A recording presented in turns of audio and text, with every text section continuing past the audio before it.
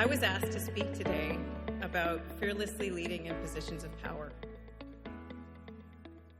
And I have to say, it all starts, like many people, with their families. I was raised in a small town in BC, and my parents, like many South Asian immigrant parents, taught me by example of how to be fearless.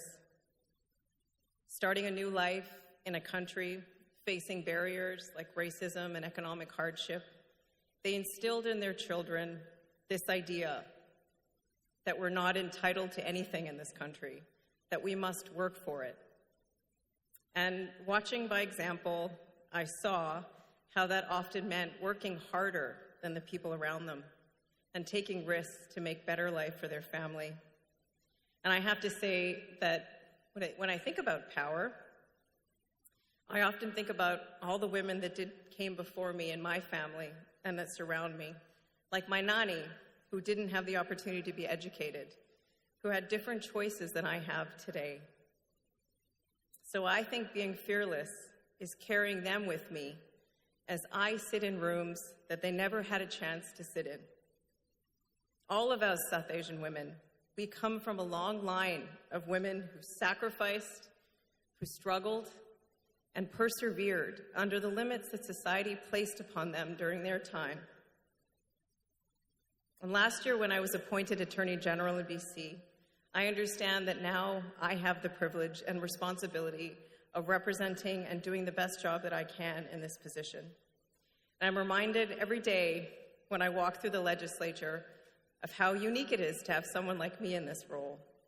On the walls outside my office, you can see old black and white photos of all the attorneys general that came before me. 160 years of representation of people that didn't look like me.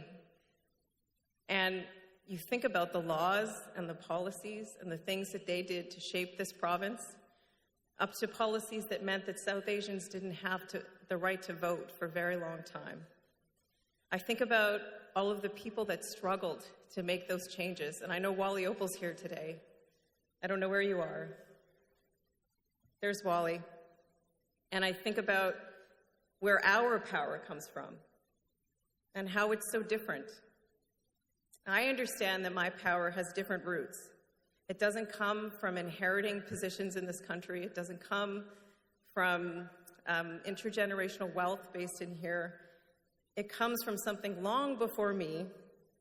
It's from generations of struggle, overcoming racism, sexism, and economic hardship.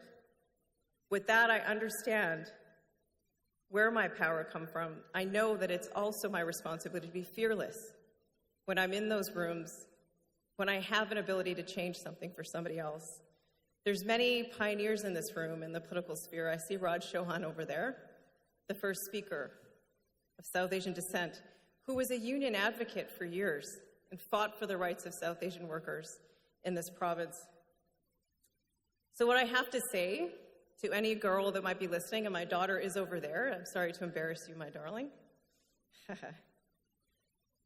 that understand that you are made from powerful stuff, from all the women that are before you and who surround you.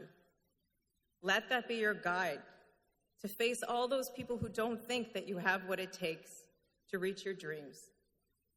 Remind yourself that by surrounding yourself with inspiring women to support you, you can do it. That's one thing that's never failed me. I can't promise that you won't have fear. Fear is a part of life, and I haven't figured out a way to overcome that. But I know that what real courage is to face that fear and do it anyway. Show up anyway. And that'll make a big difference to people in your life. And I know that with the stories that I've seen today, with all the people that are doing amazing things in this province and the table that I share over there with those amazing women, that achieving your dreams is possible. And I just want to thank you so much for having me here today.